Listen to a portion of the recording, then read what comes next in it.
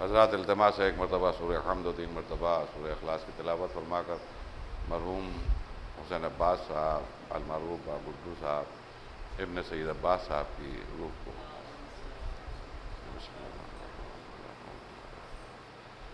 إياك نعبد وإياك نستعين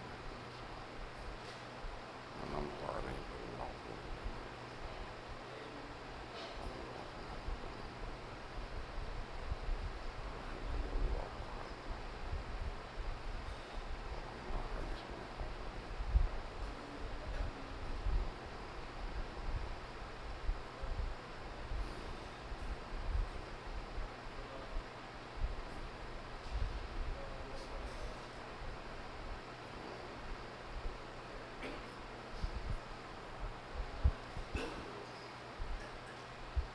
أعوذ بالله السميع العليم من الشيطان اللعين الرجيم بسم الله الرحمن الرحيم الحمد لله الذي هدانا لهذا وما كنا لنهتدي لولا أن هدانا الله لقد جاءت رسل ربنا بالحق والصلاة والسلام على أشرف الأنبياء وسيد المرسلين سیدنا و نبینا و شفیع ذنوبنا و حبیب قلوبنا مولانا بالقاسم محمد وآل بیتہ الطیبین الطاہرین المعصومین المظلومین ولعنۃ اللہ علی اعدائہم و قتلتہم و غاصبی حقوقہم و منکری فضائلہم و مصائبہم اجمعین من یومنا ھذا الی یوم الدین اما بعد فقط قال رسول اللہ صلی اللہ علیہ وآلہ وسلم وَإِذَا مَاتَ الْمَرْءُ قَامَتْ قِيَامَتُهُ ایک صلوات بھیج دیں محمد وآل محمد۔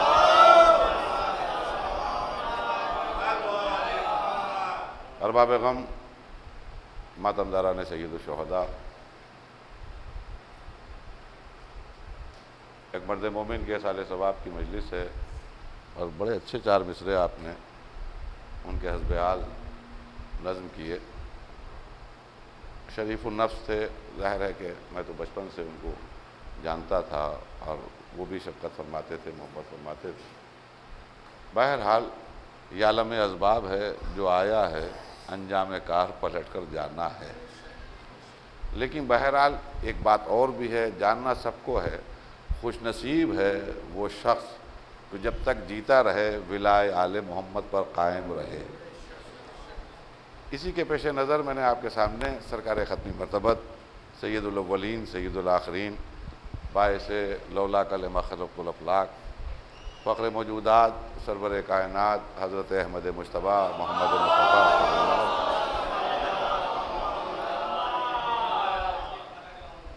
کہ ایک حدیث شریف کی تلاوت کا شرف حاصل کیا اور اسی کو اس وقت عنوان گفتگو قرار دیا، جس میں نبی کریم نے ایک عجیب و غریب بات فرمائی۔ فرماتے ہیں کہ وَإِذَا مَاتَ الْمَرْءُ قَامَتْ قِيَامَتُهُ، اور جیسے ہی انسان مرتا ہے قامت قیامتہ، اس کی قیامت اس کے سامنے ہوتی ہے۔ دیکھیے اہل علم کا مجمع ہے، سرکار ختمی مرتبت کے یہ کلمات ہیں جو میں نے آپ کے سامنے جن کی تلاوت کی۔ ترجمہ یہ ہے کہ جیسے ہی انسان مرتا ہے اس کی قیامت اس کے سامنے ہوتی ہے۔ نبی کریم کی اس جملے پر میں نے ایک بات کہی آپ کے سامنے کہ بڑی عجیب و غریب گفتگو ہے۔ اس کا سبب یہ ہے کہ نبی بغیر وحی خدا کے کلام نہیں کرتے۔ ما ینطق عن الہویٰ ان ہوا الا وحی یوحیٰ، میرا حبیب اس پر تک کلام نہیں کرتا جب تک کہ میری طرف سے وحی کا نزول نہ ہو جائے۔ نبی کا فرمانا یہ ہے کہ موت ہی انسان کی قیامت ہے، جس پہ جن کی وحی کے مطابق بولتے ہیں ادھر سے ارشاد ہوا اس کی کتاب میں جے مرتبہ بھی قیامت کا ذکر کیا گیا مختلف سوروں میں، مختلف آیتوں میں۔ تو ایک خاص دن کا نام ہے قیامت، ایک خاص دن ہوگا کہ جس دن محشر کا ہنگام برپا کیا جائے گا، روز قیامت مانا گیا ہے۔ مالک یوم الدین، وہ روز جزا کا مالک ہے۔ یوم نکذب بیوم الدین، وہ روز جزا کو جھٹلاتے تھے، اس سبب سے جہنم میں آئے۔ یا اور بھی بہت سی آیتیں ہیں قرآن مجید کی کہ جہاں ایک خاص دن کو انڈیکیٹ کیا گیا، توجہ دیے گا، ایک خاص دن کو معین کیا گیا، ایک خاص دن کی اطلاع دی گئی کہ ایک خاص دن ہوگا کہ جسے قیامت کا میدان کہا جاتا ہے، جہاں حساب و کتاب ہوں گے۔ اب وہ کب ہوگا، کب وہ وقت آئے گا، اس کی اطلاع کسی کو بھی نہیں ہے۔ ایک صلوات بھیج دیں محمد وآل محمد۔ ہمارے یوسف صاحب اگر باہر آواز نہیں جا رہی ہے تو یہاں بہت جنگا ہے۔ ایک صلوات بھیج دیں محمد وآل محمد۔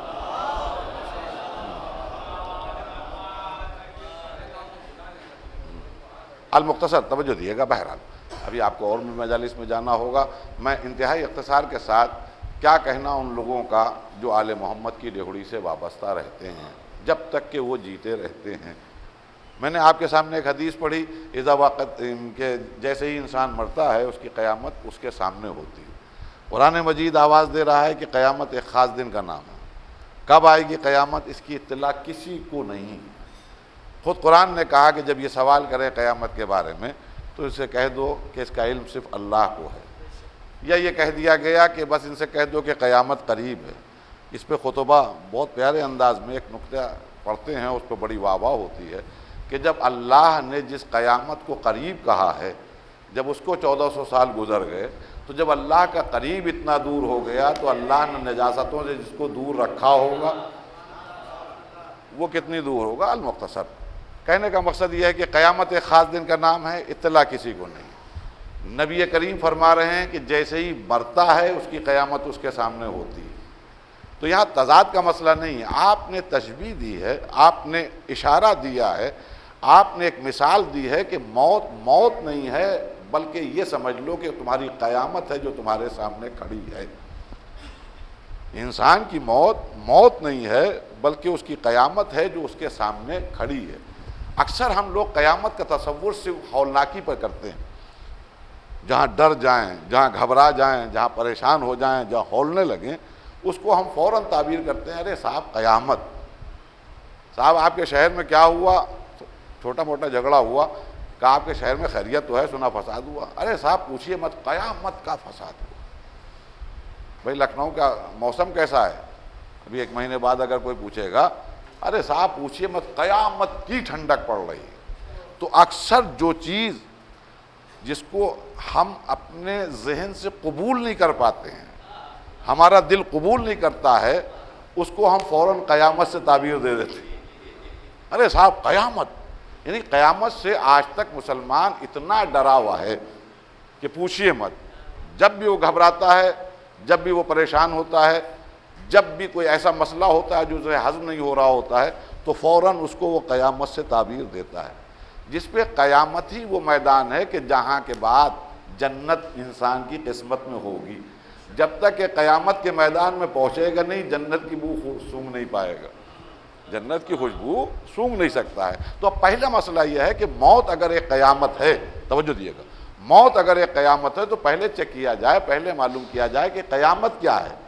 جب قیامت پتہ چلے گی تب خود بخود پتہ چلے گا کہ نبی کریم نے کیوں فرمایا ہے کہ موت ایک قیامت ہے۔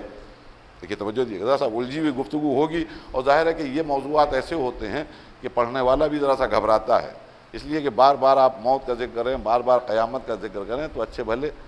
کورونا سے تو اتنا ڈر گئے ہیں ہم لوگ تو نہ کہ موت کا مسئلہ سامنے ہو۔ بہرحال میں کوشش کروں گا کہ ایک رخ کے اوپر آپ کے سامنے گفتگو کروں اور ایک منزل تک آپ کے اذہان عالیہ کو لے جاؤں کہ قیامت کا ایک میدان ہے کہ جہاں ہر انسان کو پہنچنا ہے۔ تو اگر موت ایک قیامت ہے تو پہلے چیک کرنا پڑے گا کہ قیامت کیا ہے۔ تو اب قیامت کے لیے جو قرآن نے مناظر پیش کیے ہیں، تو اسٹارٹنگ وہاں سے ہوتی ہے کہ سور پھونکا گیا، وَنُفِخَ فِی الصُّورِ، سور پھونکا گیا، فَإِذَا هُم مِنَ الْأَجْدَاثِ إِلَىٰ رَبِّهِمْ يَنْسِلُونَ، جسموں کو نکالا گیا، قَالُوا يَا وَيْلَنَا مَنْ بَعَثَنَا مِنْ مَرْقَدِنَا، سورہ یاسین میں ارشاد ہوا کہ آپ پھر پکارنا لوگوں نے شروع کیا، یہ کون ہے جو ہم کو سوتے سے جگا رہا ہے؟ ھذا ما وعد الرحمن وصدق المرسلون، یہ اللہ کا وعدہ تھا اور رسولوں نے سچ کہا تھا۔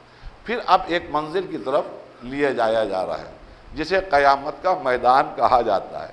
اب جب وہاں ہم پہنچ گئے تو اب مسئلہ یہ ہوا کہ پہلے نامہ اعمال چیک کیے جائیں گے، اچھائی و برائی دیکھی جائے گی، لیکن وہاں کے بھی بڑے عجیب و غریب مناظر ہیں۔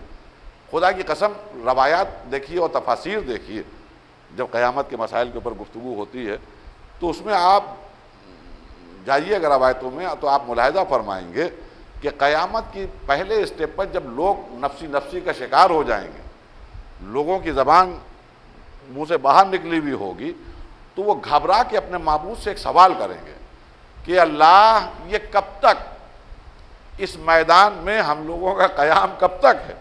جو فیصلہ کرنا ہو ہمارے حق میں کر دے، یا تو ہم کو جنت میں بھیج دے یا ہم کو جہنم واصل کر دے۔ تب آواز قدرت آئے گی، ٹھہرو، تمہارے نامہ اعمال جب تک کہ چیک نہیں ہو جائیں گے، اور اس کے لیے ایک شرط ہے کہ تمہارے دور کا نبی جب تک کہ تمہارے نامہ عمل پر مہر نہیں لگا دے گا، اس وقت تک کہ کوئی بات تمہارے متعلق نہ سنی جائے گی نہ تمہارے اوپر غور کیا جائے گا۔ اب روایت کہتی ہے اور تفاسیر کہتی ہیں کہ اب تمام امتیں اپنے دور کے نبی کا انتظار کریں گی۔ توجہ سنیے گا، تمام امتیں اپنے دور کے نبی کا انتظار کریں گی۔ جو بھی نبی آیا اس کا امتی اس کے پیچھے بھاگا، یا نبی اللہ دستخط کر دیجئے، یا نبی اللہ مہر لگا دیجئے۔ تفاسیر کہتی ہیں کہ اکثریت ان کی ایسی ہوگی امتیوں کی کہ جس کو وقت کا نبی انکار کر دے گا کہ یہ امتی نہیں تھا، اور جب یہ کیفیت امتی دیکھیں گے تو وہ وقت کے نبی پر الزام لگانے لگیں گے اور اتہام لگاتے لگاتے کہیں گے کہ اے اللہ اس نبی نے دین پہنچایا ہی نہیں، اس نبی نے شریعت پہنچائی ہی نہیں، اگر یہ پیغام الہی تیرا پیغام بتا دیتا تو ہم ماننے میں ہمیں کیا انکار تھا۔ اب وقت کا نبی کہے گا کہ نہیں ہم نے دین پہنچایا، امت کی اکثریت کہے گی کہ دین نہیں پہنچایا۔ آخر میں جب تمام نبی قائل کرنے کی کوشش کریں گے اور لوگ ماننے کو تیار نہیں ہوں گے تو تمام انبیاء کہیں گے معبود ہم نے تو تبلیغ کی لیکن یہ ماننے کو تیار نہیں ہے، ہماری تبلیغات پر اگر کوئی گواہ ہو تو اسے بھیج دے۔ تو آواز قدرت آئے گی کہ نبیوں گھبراؤ نہ، تمہاری نبوتوں کا جو گواہ ہے میں اس کو بھیج رہا ہوں۔ اب تمام امتیں پیچھے ہٹ جائیں گی، 1,23,999 پیغمبر اپنی نبوتوں کے گواہ کے منتظر ہوں گے۔ اس کو میں اپنی طرف سے نہیں کہہ رہا ہوں، قرآن کی آیت ہے کہ فَكَيْفَ إِذَا جِئْنَا مِن كُلِّ أُمَّةٍ بِشَهِيدٍ وَجِئْنَا بِكَ عَلَىٰ هَٰؤُلَاءِ شَهِيدًا۔ اے محمد یاد کیجئے اس وقت کو کہ جب تمام نبی اپنے امتیوں کے گواہ ہوں گے، اور اے نبی آپ کی عظمتوں کا یہ عالم ہوگا کہ آپ تمام نبیوں کے اعمال کے گواہ ہوں گے۔ تو معلوم ہوا نبی کا انتظار محشر کے ہنگام میں انبیاء کریں گے۔ محشر کے ہنگام میں ایک عجیب منظر نظر آ رہا ہوگا کہ ایک آنے والا گواہ ہے، 1,23,999 پیغمبر انتظار کر رہے ہیں کہ وہ آنے والا ہے، آنے والا ہے، آنے والا ہے۔ آنے والا کون ہے؟ فَكَيْفَ إِذَا جِئْنَا مِن كُلِّ أُمَّةٍ بِشَهِيدٍ وَجِئْنَا بِكَ عَلَىٰ هَٰؤُلَاءِ شَهِيدًا۔ محمد یاد کیجئے اس وقت کو جب تمام امتیں اپنے دور کے نبی کا انتظار کر رہی ہوں گی اور آپ تمام نبیوں پر گواہ ہوں گے، یعنی 1,23,999 پیغمبر ہمارے نبی کا انتظار کر رہے ہوں گے۔ اب ہم سے سوال نہ کیے کہ ہم کسی کا انتظار کیوں کر رہے ہیں، بھئی یہ سیرت انبیاء ہے، یہ اور بات ہے کہ وہاں پہلے کا ہوگا۔ ایک ضرور بھیج دیئے محمد وآل محمد، وہاں پہلے کا ہوگا، یہاں آخری کا انتظار کر رہے ہیں۔ بہرحال وہ مہر لگی، اس کے بعد میں دوسرا اسٹیپ ہے، بہت مسلسل گفتگو ہوئی ہے قیامت کے متعلق تفاسیر میں۔ ایک وہ آخری منزل آئے گی کہ جسے میزان عدالت الہیہ کہا جائے گا، اور وہاں پر نام اعمال چیک کیے جائیں گے، تولے جائیں گے، پرکھے جائیں گے، جانچے جائیں گے۔ فَأَمَّا مَنْ ثَقُلَتْ مَوَازِينُهُ فَهُوَ فِي عِيشَةٍ رَاضِيَةٍ وَأَمَّا مَنْ خَفَّتْ مَوَازِينُهُ فَأُمُّهُ هَاوِيَةٌ وَمَا أَدْرَاكَ مَا هِيَ نَارٌ حَامِيَةٌ۔ سورہ قاریہ میں باقاعدہ اس کی تفصیل ہے کہ ایک میزان عدالت ہوگا اور اس میں نام اعمال تولے جائیں گے، پھر حتماً فیصلہ ہوا اللہ کی طرف سے کہ وہ ہمیشہ کے لیے سکون اور راحت میں رہے گا کہ جس کا نیکیوں کا پلہ بھاری ہوگا۔ وَأَمَّا مَنْ خَفَّتْ، اور جس کا نیکیوں کا پلہ خفیف ہوا، کمزور پڑا، کم ہوا، فَأُمُّهُ هَاوِيَةٌ، تو اسے حاویہ میں ڈال دیا جائے گا۔ وَمَا أَدْرَاكَ مَا هِيَ، تم کیا سمجھ رہے ہو کہ حاویہ کیا ہے؟ نارٌ حامیہ، جلتی ہوئی آگ ہے۔ اب آپ توجہ دے سکیں تو شاید میں اپنے مقصد میں کامیاب ہو جاؤں گا کہ خوش نصیب ہے وہ شخص جو آل محمد علیہ السلام کی ڈیوڑی سے جیتے جی وابستہ رہے۔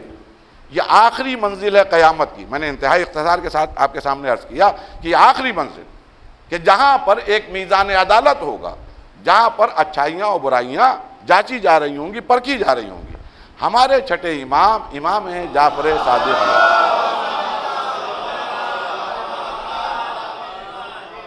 جب کسی نے سوال کیا کہ فرزند رسول یہ میزان عدالت ایک الہی کیا ہے، کیسا ترازو ہوگا، کیسا میزان ہوگا، تو امام نے مسکرا کے کہا تم جانتے ہو کہ میزان کیسا ہوگا؟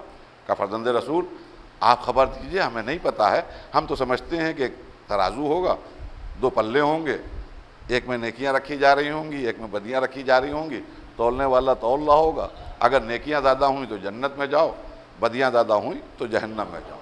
کہا وہ ترازو نہیں ہے جو تمہارے تصور میں ہے۔ کہا پھر کون سا میزان الہی ہوگا؟ خدا کی قسم توجہ دیے گا، جب امام سے پوچھا کہ کون سا میزان ہوگا تو آپ نے مسکرا کے جواب دیا کہ میزان سے مراد ہم آل محمد کی محبت ہے جہاں پر کی جائے گی، ہم آل محمد کی محبت ہے جہاں جانچی جائے گی۔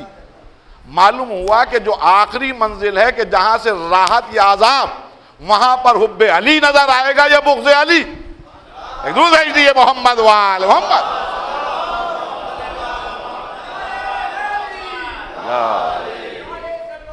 اللہم صلی اللہ علیہ وسلم۔ بھائی جو ٹرننگ، میں اس کو ایک جملہ استعمال کرتا ہوں کہ ٹرننگ پوائنٹ ہے، بھائی یہیں سے پتہ چلے گا کیا ہونے والا ہے۔ بھائی اس وقت ہماری زندگی گزر رہی ہے لیکن ہم کو نہیں معلوم کہ ہمارے اعمال کے اوپر ادھر کا کیا ری ایکشن ہے۔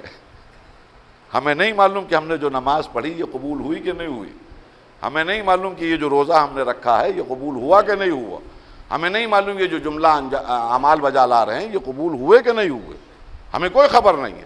لیکن یہ پتہ چلے گا میزان عدالت کے اوپر، توجہ دے رہے ہیں، میزان عدالت پر نیکیوں کا پلہ بھاری ہوا تو جنت، بدیوں کا پلہ بھاری ہوا تو جہنم۔ اور جہاں ترازو معلوم کیا گیا کہ یہ میزان ہے کیا، تو جواب میں ایک ہی بات معصوم کی طرف سے آئی، وہ ہے ہم آل محمد کی محبت۔ تو معلوم ہوا کہ جہاں سے زندگیاں سوارت ہونے والی ہیں وہاں پر ولائے آل محمد کام آ رہی ہے، وہاں پر ولائے آل محمد علیہ السلام کام آ رہی ہے۔ اب یہ میزان کا فیصلہ ہو گیا، نیکیاں زیادہ ہوئیں تو کہا گیا دائنا ہاتھ بڑھاؤ، دائنا ہاتھ بڑھانے والے نے بڑھایا، اس کے دائنے ہاتھ میں نام عمل دے دیا گیا۔ برائیاں زیادہ ہیں اور جہنم میں جانے والا ہے تو اس کی نشانی بھی قرآن نے قرار دی، جو ہم کو بتائی کہ اسے کہا جائے گا بائیں ہاتھ بڑھاؤ، اور جب وہ بائیں ہاتھ بڑھائے گا تو اس کے بائیں ہاتھ میں نام عمل دے دیا جائے گا، وہ ہاتھ کو چھپا لے گا پیچھے، سر کو نہڑا لے گا، اور جیسے سورہ نبا میں ارشاد ہوا یہ کہتا ہوا جہنم کی طرف بڑھ رہا ہوگا، یا لیتنی کنت ترابا، یا لیتنی کنت ترابا، یا لیتنی کنت ترابا، کاش کاش ہم خاک ہوتے، کاش کاش ہم حقیر ذرے ہوتے، اس لیے کہ یہ جہنم کی آگ قسمت میں نہ ہوتی، کاش حقیر سے ذرے ہوتے۔ لیکن مفسرین حق نے بڑا پیارا جملہ یہاں پہ لکھا ہے، انہوں نے کہا یہ جو جہنم میں جانے والے یہ کہتے ہوئے جا رہے ہیں یا لیتنی کنت ترابا، اس سے مراد یہ نہیں ہے کہ کاش ہم خاک ہوتے، یہ قیامت کی شروعات سے لے کر اب تک عظمت مولائے متقیان کو ملاحظہ کر چکے ہیں، تو یہ کہتے ہوئے جہنم میں جا رہے ہیں یا لیتنی کنت ترابا، کاش ہم ابو ترابی ہوتے، کاش ہم ترابی ہوتے تو اس جہنم سے محفوظ رہتے۔ تو عزیزان گرامی یہ منزل ہے، یہ منزل ہے، اسی کا نام ہے قیامت۔ میں نے ایک دم بریف آپ کے سامنے تصویر پیش کی انتہائی اختصار کے ساتھ۔ اسٹارٹنگ ہوئی سورہ یاسین سے، سور پھونکا گیا، جسموں کو نکالا گیا۔ قیامت کا میدان ایک روز کتنے وقت کا ہوگا، کتنے گھنٹوں کا ہوگا، اس کا علم نہیں۔ آخری قیامت کی اختتام پر ایک منزل نظر آ رہی ہے، دائیں ہاتھ والے بائیں ہاتھ والے، اصحاب یمین اصحاب شمال، وہ جنت میں جانے والے وہ جہنم میں جانے والے۔ موت بھی ایک قیامت ہے، دیکھیے توجہ دیجیے گا، موت بھی ایک قیامت، اور قیامت کو میں نے آپ کے سامنے جو پیش کیا تو قیامت میں پہنچنے کے بعد آخری منزل ہے میزان، اور جب میزان سے مسئلہ حل ہو گیا تو وہاں سے دو گروہ بٹ گئے، یا تو داہنے ہاتھ والے ہیں یا بائیں ہاتھ والے ہیں، یا جنت میں جانے والے ہیں یا جہنم میں جلنے والے ہیں۔ میرا ایک سوال ہے آپ سے، آپ جنت کے دروازے پہ کھڑے ہو جائیے، اور جو جنت کی طرف بڑھ رہا ہو اس کے سامنے مائک بڑھائیے، بھائی صاحب جنت مبارک ہو، ایک سوال ہے، اس کا جواب دے سکتے ہیں؟ جی فرمائیے ذرا، یہ میدان قیامت کے بارے میں آپ کی کیا رائے ہے؟ میدان قیامت کے بارے میں آپ کا کیا خیال ہے؟ دیکھیے یاد رکھیے، میں ایک جملہ کہہ رہا ہوں، یہ سائیکولوجیکلی ہے، اگر انسان منزل مقصود پا جاتا ہے تو راستے کی جتنی تکلیفیں اور تھکن ہوتی ہے خود بخود ختم ہو جاتی ہے۔ ایک ہندی میں کہا جاتا ہے ان بھلا تو سب بھلا۔ اب ظاہر ہے کہ سامنے سے ٹھنڈی ٹھنڈی ہوائیں آ رہی ہیں، حوریں بھی ہیں، غلمان بھی ہیں، دودھ کی نہریں بھی بہہ رہی ہیں، ہر طرح کے لگژریز کا تصور ہے۔ اب اتنے میں ایک صاحب نے مائک بڑھایا، کہنے لگے یہ قیامت کے میدان کے بارے میں 2 جملے کہہ دیجئے آپ، تو وہ مسکرا کے قیامت کے میدان کو دیکھے گا اور خوش ہو کے کہے گا میرے لیے بڑا لکی ہے، اگر یہ نہ ہوتا تو میں یہاں نہ پہنچ پاتا۔ توجہ دے رہے ہیں؟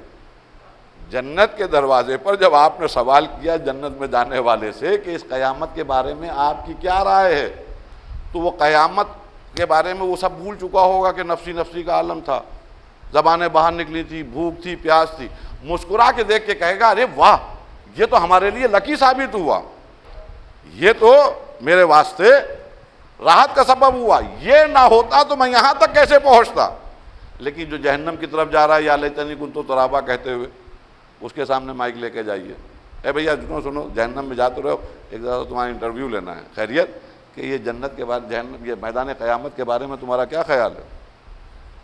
جیسے ہی آپ اس کے سامنے مائک بڑھائیں گے اور کہیں گے کہ یہ میدان قیامت کے بارے میں کیا خیال ہے، ایک طرف تو ادھر شعلے اٹھ رہے ہیں، موڈ یوں ہی خراب ہے، ہمیشہ کے لیے اس میں رہنا ہے، اور اس کے بعد میں آپ سوال کیے اس میدان قیامت، اما بڑا میرے لیے تو بڑا انلکی ہے، بڑا خراب میدان ہے، کاش یہ نہ ہوتا، اگر یہ نہ ہوتا تو میں یہاں نہ ہوتا۔ اب توجہ دے رہے ہیں جو میں بات کو اختصار کے ساتھ بیان کرتے ہوئے نچوڑ پیش کر رہا ہوں کہ قیامت ایک ہے، نظریے قیامت کے متعلق 2 ہیں،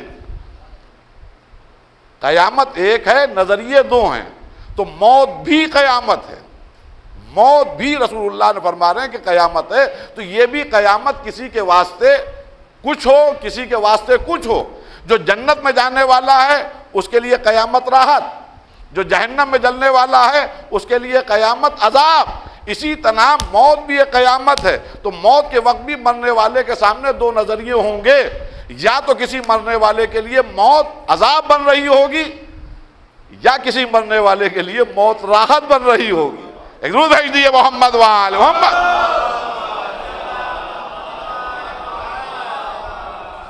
ہاں بھائی موت ایک قیامت ہے، اگر نبی نے فرمایا ہے تو بے وجہ نہیں فرمایا، وَإِذَا مَاتَ الْمَرْءُ قَامَتْ قِيَامَتُهُ، جیسے انسان کی موت آتی ہے اس کی قیامت اس کے سامنے کھڑی ہوتی ہے۔ اس کا سبب یہ ہے کہ موت اگر قیامت ہے تو قیامت کے نظریے 2 ہیں، جو جنت میں جانے والا ہے وہ قیامت کا وہ پیش نہیں کرے گا رخ، جو جہنم میں جانے والا پیش کرے گا، تو قیامت ایک ہے، نظریے 2 ہیں۔ اسی طرح موت بھی ایک قیامت ہے، یہاں پر بھی موت ایک ہے، نظریے 2 ہیں۔ اب مجھے نہیں معلوم کہ کس کے لیے قیامت عذاب ہے، مجھے نہیں معلوم کہ کس کے لیے قیامت راحت ہے، لیکن مجھے اتنا معلوم ہے کہ آواز قدرت آئی سورہ واقعہ میں کہ فَلَوْلَا إِذَا بَلَغَتِ الْحُلْقُومَ، یاد کرو اس وقت کو جب تمہاری جان جسم سے کھنچ کے تمہارے حلقوم میں آ جائے گی، حق میں آ جائے گی، وَأَنْتُمْ حِينَئِذٍ تَنْظُرُونَ، اور تم بس یہ دیکھ رہے ہوگے، وَنَحْنُ أَقْرَبُ إِلَيْهِ مِنْكُمْ وَلَكِنْ لَا تُبْصِرُونَ، اس وقت میں تمہارے مرنے والے سے تم سے کہیں زیادہ قریب ہوں گا، وَلَكِنْ لَا تُبْصِرُونَ، یہ اور بات ہے کہ تم مجھے دیکھ نہیں پاؤ گے۔ یہ اللہ کا وعدہ ہے سورہ واقعہ میں۔ اب یہ ایک الگ بحث ہے، میں اس کو چھوڑ دوں گا تو بہت دیر ہو جائے گی، کہ اللہ نے کلیم سے بھی وعدہ کیا تھا، اللہ نے حبیب سے بھی وعدہ کیا تھا، ادھر طور پہ بلایا تھا، ادھر معراج پہ بلایا تھا، لیکن نہ وہاں نظر آیا نہ وہاں نظر آیا۔ میں کیا کہنا چاہ رہا ہوں عزیزان گرامی، نہ وہاں نظر آیا نہ وہاں نظر آیا۔ تیسرا وعدہ ہم انسانوں سے کیا ہے کہ وقت نزا ہم تمہارے قریب ہوں گے، کلیم آؤ، کلیم آؤ کوہ طور کے اوپر، میں گفتگو کرنا چاہتا ہوں، لیکن ایک پیڑ سے آواز آ رہی تھی، میرے حبیب جبرائیل کو بھیج رہا ہوں، براق کو بھی بھیج رہا ہوں، آؤ آؤ آؤ. لیکن جب وہاں قریب بلا لیا تو وہاں لہجہ کچھ اور تھا، وہاں بولنے والا کوئی اور تھا.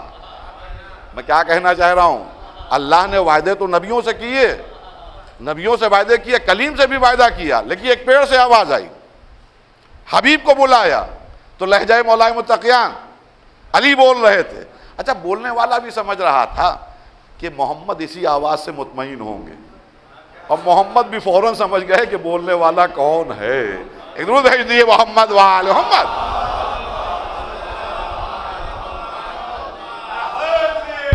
یا نبی، اللہ نے نبی کو بلایا، آیا نہیں. کیا اس کی قدرت میں کچھ ناممکن بھی ہے؟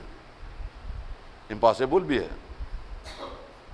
لیکن وہاں ایک پیڑ کا سہارا لیا، وہاں لہجہ مولائے متقیان کا سہارا لیا. سبب یہ تھا کہ اگر مشیت خود سامنے ہو تو اس کی وحدانیت مجروح ہو جائے، وہ خدا خدا نہ رہے. اما جو فکس ہو جائے وہ خدا نہیں ہے، جو ایک جگہ فکس ہو جائے وہ خدا نہیں ہے. ہم جو یہاں بیٹھے ہیں وہ باہر نہیں ہیں، جو باہر ہیں وہ یہاں نہیں ہیں. خدا کے لیے اگر یہ اصول ہوگا تو ایک جگہ اگر اس کو محدود کر دیا تو اس کی وحدانیت مجروح. یہی وجہ ہے کہ کلیم کو بلانے کے بعد بھی ایک پیڑ بول رہا تھا، ایک پیڑ سے آواز آ رہی تھی.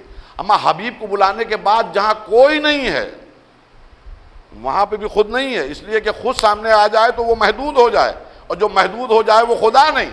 تیسرا وعدہ ہم سے کیا کہ ہم تمہارے قریب ہوں گے، یہاں پر بھی وہی مسئلہ ہے، خود آ جائے تو اس کی وحدانیت مجروح.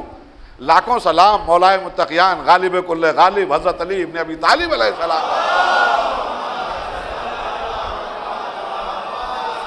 فرماتے ہیں جب کہیں جہاں کہیں روئے زمین پر جس کسی کو موت آتی ہے واللہ علی اس کے قریب ہوتا ہے. اللہ واللہ علی اس کے قریب ہوتا ہے. خدا نے کہا میں قریب، علی نے کہا میں قریب، ہمارے لیے مسئلہ حل ہو گیا. اگر خدا قریب ہے تو لا الہ الا اللہ، اگر علی قریب ہے تو علی ولی اللہ. لیکن جب علی قریب ہے، اب دیکھیے توجہ دیئے گا جو میں عرض کر رہا ہوں، جسم سے جان کھینچ رہی ہے، جسم سے جان کھینچ رہی ہے. میں سمجھتا ہوں زندگی کا سب سے کٹھن وقت ہوگا انسان کے واسطے. یعنی زندگی میں درد بھی اٹھائے ہیں، صدمے بھی اٹھائے ہیں، مصیبتیں بھی اٹھائی ہیں، کرب بھی سہے ہیں، لیکن زندگی کا سب سے کٹھن وقت اور سب سے درد بھرا وقت یہی ہوگا جب جسم سے جان نکالی جا رہی ہوگی. جو قرآن نے کیفیت بیان کی، جسم سے جان کھینچی جا رہی. تو ایسے موقع پر میں ایک بات کہتا ہوں، یہ بھی ہماری نفسیات ہے. اور ہماری نفسیات کیا، ان ماؤں کا شکریہ، ان گودوں کا شکریہ جنہی نے ہماری گھٹی میں یہ بات ڈال دی کہ جب تکلیف ہو تو پکارنا اسی کو جو تکلیف کو حل کر سکے. یہ ہماری، بلکہ ایک جملہ کہہ رہا ہوں، یہ بھی نفسیاتی بات کہہ رہا ہوں کہ بعض وقت ہم حواس میں ہوتے ہوں یا نہ ہوتے ہوں، کوئی مصیبت آتی ہے تو پکارتے اسی کو ہیں جو مصیبت کا حل کرنے والا ہے. زبان سے برجستہ ایک جملہ یا علی، بعض وقت عقل فیصلہ نہیں کر پاتی، لیکن لب پر جو صدا ہوتی ہے وہ یہی ہوتی ہے یا علی. اب جسم سے جان کھینچ رہی ہے تو میں اکثر سوچتا ہوں کہ جب جسم سے جان کھینچ رہی ہوگی تو انسان حواس میں تو نہیں ہوگا. ایسے موقع پر اس کو وہی یاد آ رہا ہوگا جو مشکل کشا ہے.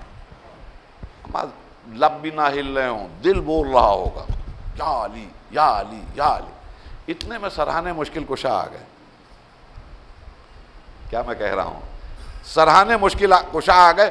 مشکل کشا کے آتے ہی وہ تکلیف تو ہے، لیکن تکلیفوں کی وہ مصیبتوں کا احساس مر گیا، اس لیے کہ مشکل کشا سامنے نہیں. میں اپنی بات کہہ نہیں پایا.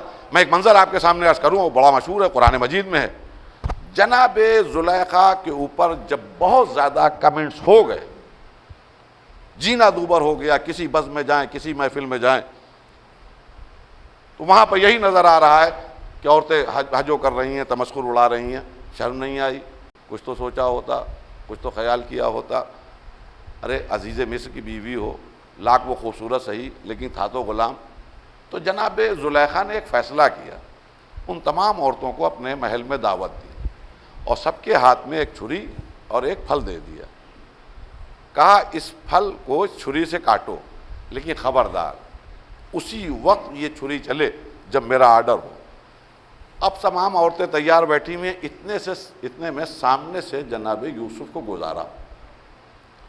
ادھر جمال یوسف سامنے آیا، ان کا کاٹو.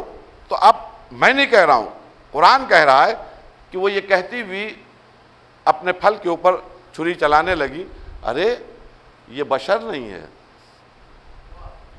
یہ تو کوئی ملک ہے، اتنا خوبصورت، اتنا حسین. یہ کہتے کہتے چاروں انگلیاں انہوں نے کاٹ لی. بڑی آسانی سے میں نے پڑھ دیا، اس سے کہیں زیادہ آسانی سے سن لیا آپ نے. ابھی خطابت کے انداز میں کوئی خطیب پڑھ رہا ہوتا، زور دے دے کے کیا مجمع اچھل رہا ہوتا. ایک درود بھیج دیے محمد وآل محمد.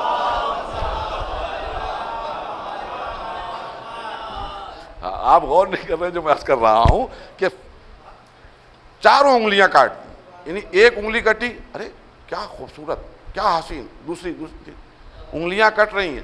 کوئی ایک عورت نے درد کا شکوہ کیا ہو یا چیخی ہو یا چلائی ہو، ایک سوئی چبھ جاتی ہے تو انسان بلبلا جاتا ہے، انسان چلانے لگتا ہے. ناک کے چاروں انگلیوں کا کٹنا، خون بھی بہہ رہا ہے، لیکن تکلیف کا احساس کسی کو نہیں ہے، بلکہ اس کی جگہ سکون ہے، چہرے پہ اطمینان ہے، لبوں پہ مسکراہٹ ہے، لبوں کے اوپر مسکراہٹ ہے، زبان کے اوپر وقت کے نبی کے قصیدے ہیں.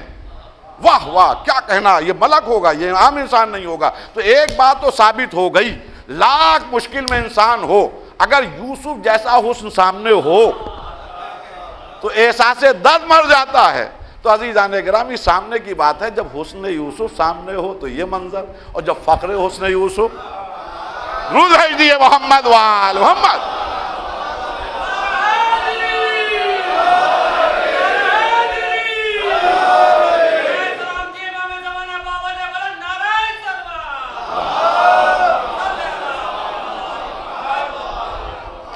فخر حسن یوسف ہو، علی سامنے ہو اور مشکل کشا ہو. خدا کی قسم مولا متقیان وقت نزا تشریف لے آئیں، سکرات کے وقت میں تشریف لے آئیں، آخری سانس جب نکل رہی ہو، یہی شاید وجہ ہے. ذرا توجہ دیے گا مول صاحب. شاید یہی وجہ ہے کہ جب چھٹے امام سے موت کے بارے میں سوال کیا گیا، کوئی مثال دے کے سمجھائیے کہ موت کے اوپر کے وقت انسان کے اوپر کیا گزرتی ہے.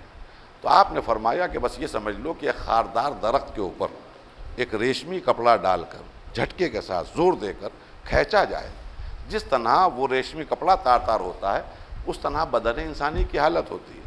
رونے لگا سوال کرنے والا، کہ مولا کیا سب کے ساتھ یہی ہوگا؟ کہ کیوں؟ کہ جو آپ کا چاہنے والا ہو، آپ لوگوں سے محبت کرنے والا ہو. کہ نہیں، اس کے ساتھ یہ نہیں ہوگا. کہ اس کی کوئی مثال؟ مسکرا کے بس ایک جواب دیا، بس اس کے لیے یہ سمجھ لو کہ جسم سے روح نہیں نکل رہی ہے، پھول سے خوشبو نکل رہی ہے. تو میں نے اس کے اوپر بہت غور کیا، یہ پھول سے خوشبو نہیں ہے، توجہ دیے، یہ پھول سے خوشبو نہیں، تکلیف وہی ہوگی. پھول سے خوشبو نہیں ہے، آمد مشکل کشا ہے جس نے پھول سے خوشبو بنا دیا. کیفیت وہی ہے لیکن مشکل کشا سراہنے. اما جب مشکل کشا ہو تو مشکل کیسی، کہاں کی مشکل. ایک درود بھیج دیے محمد وآل محمد.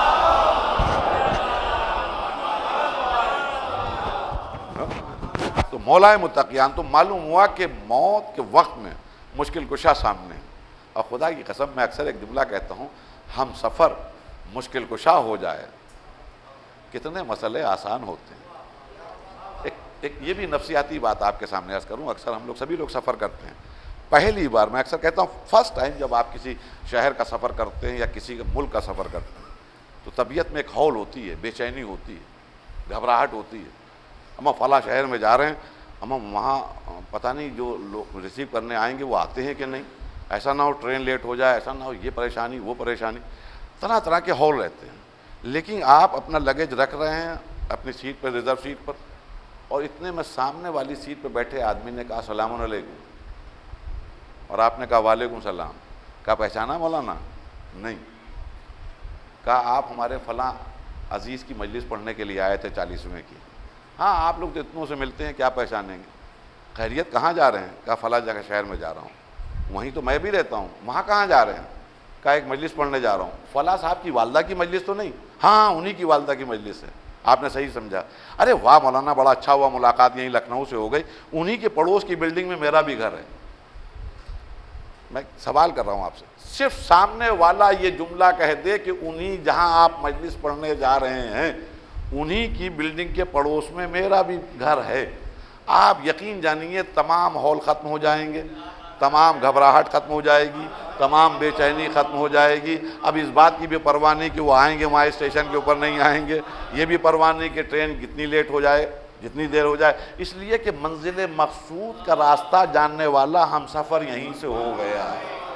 اب میں ایک حدیث آپ کے سامنے عرض کروں کہ سلونی ان طرق السماء فإنی عالم بها من طرق الارض. مولائے متقیان فرماتے ہیں کہ پوچھو مجھ سے آسمانوں کے راستوں کے بارے میں کہ زمین سے زیادہ بہتر جانتا ہوں. معلوم ہے منزل کا جاننے والا اگر جانکار ہو اور صاحب اختیار ہو, سیدی محمد وآل محمد.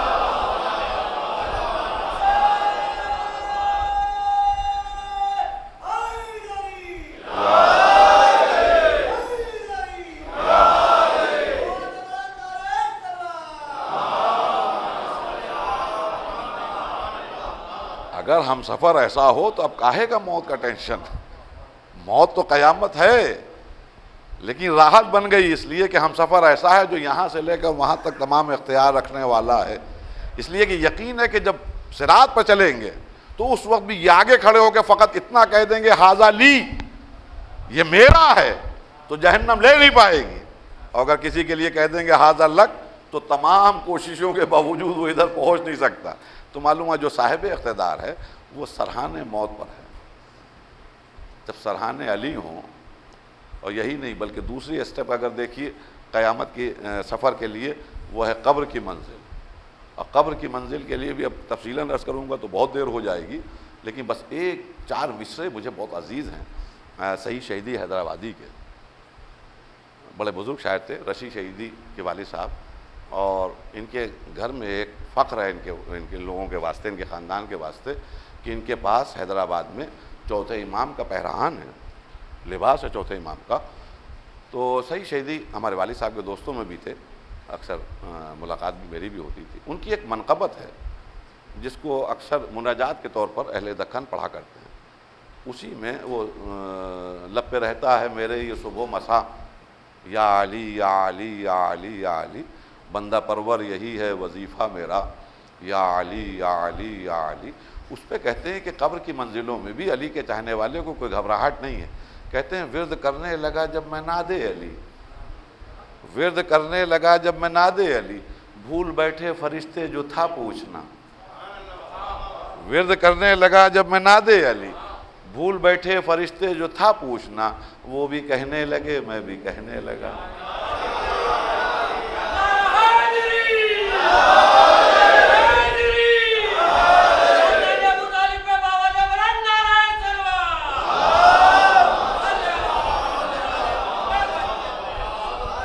وہ بھی کہنے لگے, وہ بھی کہنے لگے, میں بھی کہنے لگا.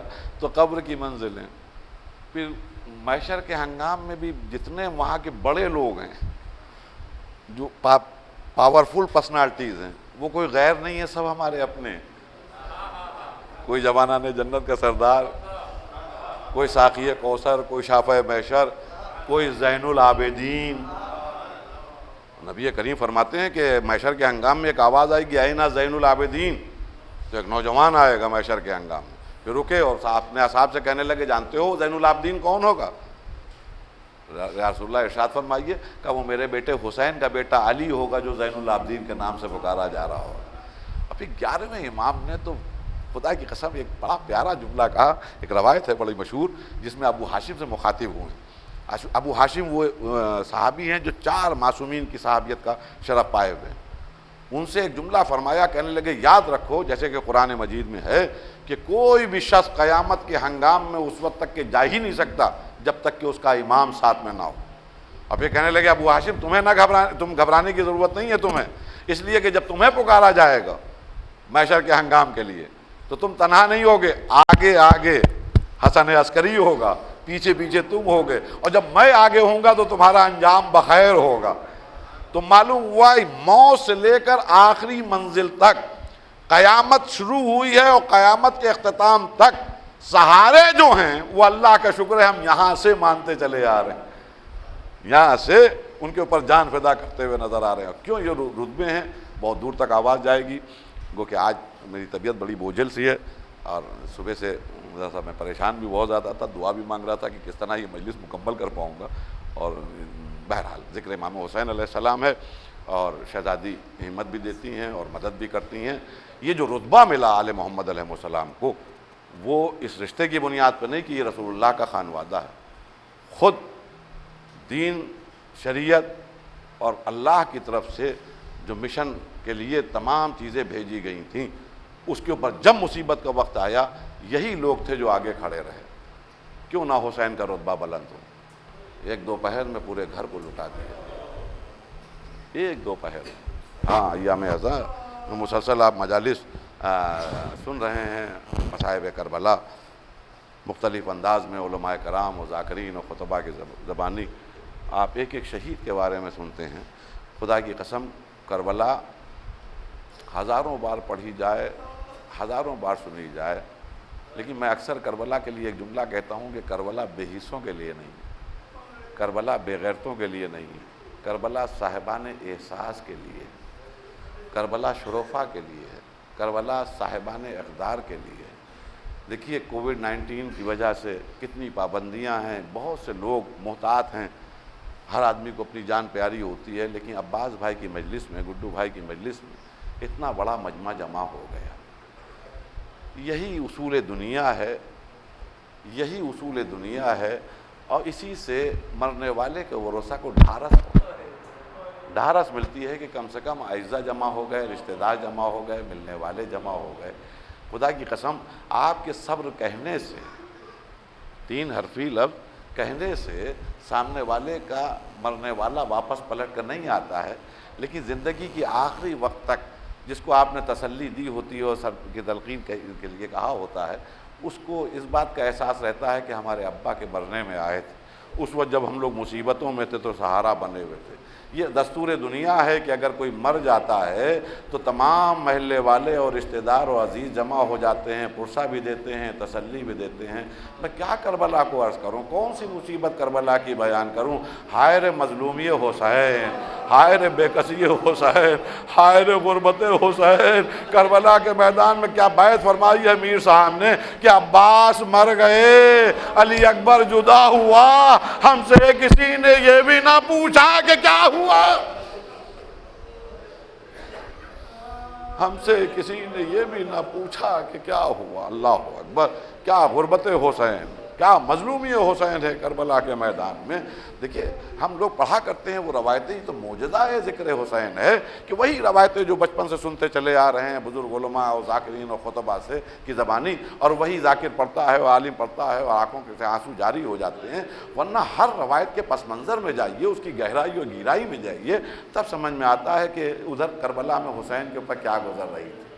کتنی آسانی سے ہم پڑھتے ہیں کہ عزاداروں جوان بیٹے کے سینے سے ایک بوڑھے باپ نے، کتنی آسانی سے کہتے ہیں کہ برچی کے انی کو نکال لیا، لیکن کبھی تصور کیجئے، اما یہاں تو احتیاط ہوتی ہے کہ کسی کا اگر جوان مر جائے تو ماں ہو یا باپ اس کو جنازے سے دور رکھا جاتا ہے۔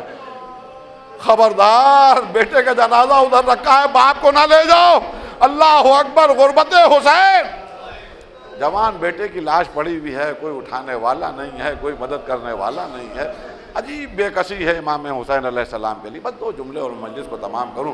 عزیزان گرامی، جوان بیٹا ہو، جس کو شدت سے چاہتے ہوں، جس کو شدت سے پیار کرتے ہوں، جس وقت آپ نے سینے سے برچی کی انی کو نکالا ہے، اب بے کسی حسین، مظلومی حسین، اللہ اکبر، اور تنہائی حسین اور غربت حسین۔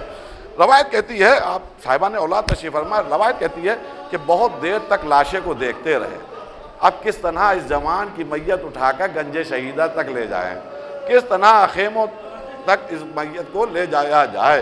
روایت کہتی ہے کہ پوری قوتوں کو آقا حسین نے جمع کیا اور لاش جوان کو اٹھایا، خیام کی طرف چلے، کچھ دور خیمے کی طرف چلے تھے، جیسے لگا کہ قوت جواب دے گئی ہے، لاش جوان کو دوبارہ زمین پر رکھ دیا۔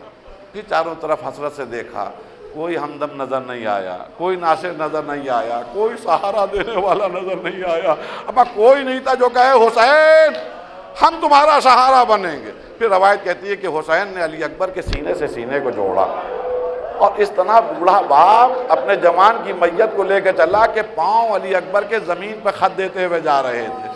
پھر روایت کہتی ہے عزاداروں کہ جیسے قوت جواب دے گئی، لاش جوان کو زمین پر رکھا، اب چاروں طرف دیکھا، میرا دل کہتا ہے عزاداروں چاروں طرف دیکھ کے کہا ہوگا عباس آؤ بھائی کا سہارا بنو، اے اونو محمد آؤ ماموں کا سہارا بنو، اے قاسم آؤ چچا کا سہارا بنو، ارے تمہارے بھیا کی میت نہیں اٹھتی۔ اس کے بعد میں ایک بڑی مظلوم آواز بلند ہوئی، اے بنی ہاشم کے بچوں آؤ آؤ حسین کا سہارا بنو۔